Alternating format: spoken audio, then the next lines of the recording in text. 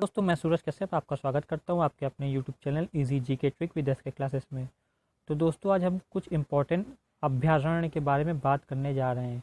तो इस टॉपिक को शुरू करने से पहले मैं आपसे रिक्वेस्ट करना चाहूँगा, जिन्होंने मेरा चैनल सब्सक्राइब नहीं किया प्लीज़ चैनल को सब्सक्राइब कर लीजिए और बगल में लगे बेल आइकन को दबा लीजिए ताकि आपको वीडियो के लेटेस्ट अपडेट पता चलते रहे। तो चलिए बिना देर करे वीडियो को शुरू करते हैं। तो सबसे पहले हम बात करते हैं अभयारण्य का अर्थ क्या होता है। तो अगर हम लोग इसका संधि विच्छेद करें तो अभय प्लस अरण्य। अभय का मतलब होता है घूमना और अरण्य मतलब होता है जंगल में, यानी जंगल में जो पशु पक्षी घूमते हैं उसको कहते हैं अभयारण्य। अब हम भारत में प्राकृतिक तथा वन्य क्षेत्रों को राष्ट्रीय उद्यानों एवं वन्य जीव अभयारण्यों के रूप में सुरक्षित रखने के लिए प्रयास किए गए और इस संदर्भ में 1983 में national wild life action plan की शुरुआत हुई। तो अब प्रश्न उठता है कि राष्ट्रीय उद्यान और अभयारण्य यानी नेशनल पार्क और सेंचुरीज में डिफरेंस क्या होता है। तो चलिए जानते हैं डिफरेंस क्या होता है। सबसे पहले हम लोग बात करते हैं उद्यान क्षेत्र की, यानी राष्ट्रीय उद्यान क्षेत्र क्या होता है। जहाँ पे हम लोग कटाई, चराई और आवास को नुकसान पहुँचाने वाली किसी भी गतिविधियों की अनुमति नहीं होती है, उसे हम कहते हैं उद्यान क्षेत्र। वहीं अभयारण्य में क्या होता है, स्थानीय निवासियों के लिए जंगली उत्पाद एकत्र करने, वृक्षों तथा घास की सीमित कटाई तथा जमीन का निजी स्वरूप बने रहने देने जैसी बातों की छूट रहती है अभयारण्य में। यानी यहाँ पे मनुष्य की आवाजाही आसानी से की जा सकती, लेकिन अगर नेशनल पार्क की बात करें तो वहाँ नहीं की जा सकती। उद्यानों की स्थापना केंद्र सरकार द्वारा वन्य जीवों की लिए सुरक्षित आवास उपलब्ध कराने के उद्देश्य से की जाती है, ताकि हमारे जितने वन्य जीव है वो सुरक्षित रह सके, इसलिए नेशनल पार्क की शुरुआत की जाती है। वहीं अगर अभयारण्य की बात करें तो अभयारण्य की स्थापना वन्य जीवों तथा जंगली वनस्पतियों को सुरक्षा प्रदान करने के उद्देश्य से की जाती है। तो देखिए यहाँ पे वन्य जीवों की केवल सुरक्षा की बात की जा रही है, यहाँ पे जंगली जीवों और जंगली वनस्पतियों दोनों की सुरक्षा की बात कही जा रही है।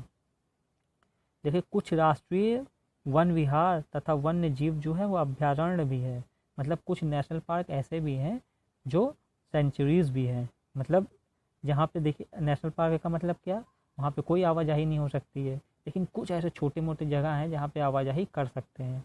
वहीं अगर हम बात करें अभयारण्य की तो कुछ अभयारण्य में एक अथवा दो राष्ट्रीय उद्यान भी सम्मिलित हैं। मतलब कुछ ऐसे अभयारण्य भी हैं यहाँ की मनुष्यों को आवाजाही नहीं दी जा सकती। मतलब मान लीजिए इतना क्षेत्र है तो इतना क्षेत्र डिफाइन कर दिया कि नहीं ये नेशनल पार्क है, यहाँ पे आप कोई भी मनुष्य नहीं जा सकता। और यहाँ पे आप जा सकते हैं, जो छोटी मोटी एक्टिविटीज़ हैं वो कर सकते हैं। जैसे क्या, जैसे आप वहाँ पे जंगली उत्पाद एकत्र कर सकते हैं, वृक्षों को काट सकते हैं, छोटे मोटे वृक्षों को काट सकते हैं और घास वास थोड़ा बहुत काट सकते हैं। तो ये था डिफरेंस अभयारण्य और राष्ट्रीय उद्यान में। तो अगर बात करते हैं वर्तमान में 104 राष्ट्रीय उद्यान हैं, वहीं अभयारण्य की बात करें तो 544 अभयारण्य हैं।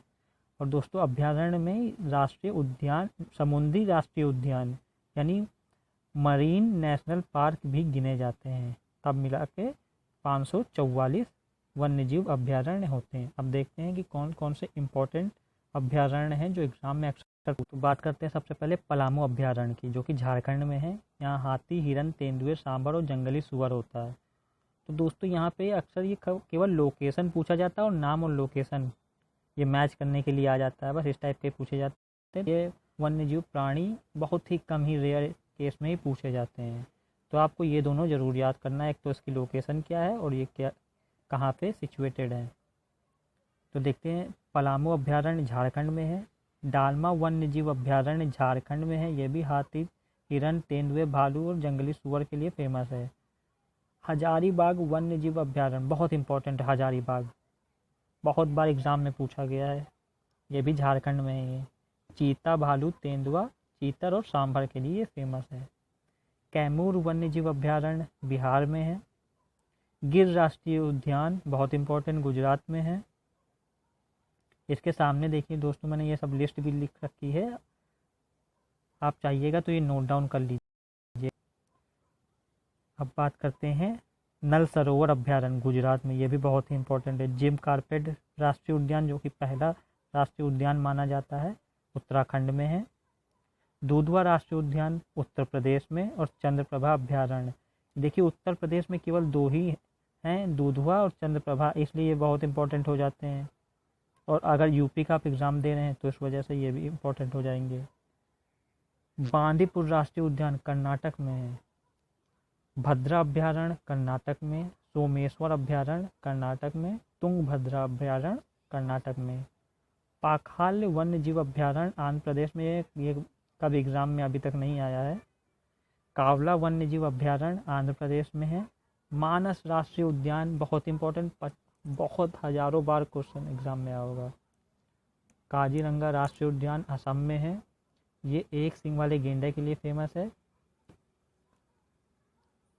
अब बात करते हैं घाना पक्षी विहार, जिसको कि केवलादेव पक्षी विहार भी कहा जाता है, राजस्थान में स्थित है, ये भी बहुत इंपॉर्टेंट है। जो साइबेरियन सारस, अक्सर आपने नाम सुना होगा, तो साइबेरियन सारस साइबेरिया से यहाँ पे ही आते हैं, घाना पक्षी विहार में। रणथंभौर अभ्यारण्य राजस्थान में है। कुंभलगढ़ अभ्यारण्य राजस्थान में, कुंभलगढ़ अभ्यारण्य राजस्थान में बात कर चुके हैं पहले ही। पंच राष्ट्रीय उद्यान मध्य प्रदेश में, माफ कीजिएगा पंच नहीं, इसका पेंच राष्ट्रीय उद्यान नाम है, पेंच राष्ट्रीय उद्यान आंध्र प्रदेश में। तमसा अभ्यारण्य महाराष्ट्र। बोरीवली राष्ट्रीय उद्यान महाराष्ट्र। अबोहर अभ्यारण्य पंजाब। क्विला अभ्यारण्य उड़ीसा। सिमलीपाल अभ्यारण्य बहुत इंपॉर्टेंट है आपका, उड़ीसा में। वेदांतगल अभ्यारण्य है, ये तमिलनाडु में। इंदिरा गांधी अभ्यारण्य तमिलनाडु। मुदुनमलाई अभ्यारण्य तमिलनाडु। डम्फा अभ्यारण्य बहुत इंपॉर्टेंट है, मिजोरम में है। पेरियार अभ्यारण्य, ये भी अगेन बहुत इंपॉर्टेंट, केरल में। पाराम्बिकुलम अभ्यारण्य केरल में। कान्हा राष्ट्रीय उद्यान मध्य प्रदेश में, ये भी बहुत ही इंपॉर्टेंट है। पंचमढ़ी अभ्यारण्य, ये भी एग्जाम में आया हुआ है।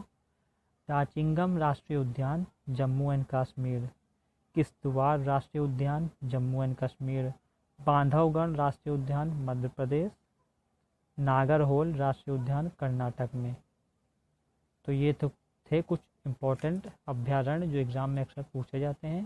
ये तो दोस्तों मैंने तेज़ी में ये सब पढ़ लिया है, आप इसको पॉज करके पूरा नोट डाउन कर लीजिएगा, ये सारे ही इंपॉर्टेंट मैंने लिए हैं। तो आई होप दोस्तों ये वीडियो आपको पसंद आई होगी। अगर आपकी कोई कमेंट या क्वेरी है तो आप कमेंट बॉक्स में पूछ सकते हैं। ओके दोस्तों, बाय बाय, जय हिंद।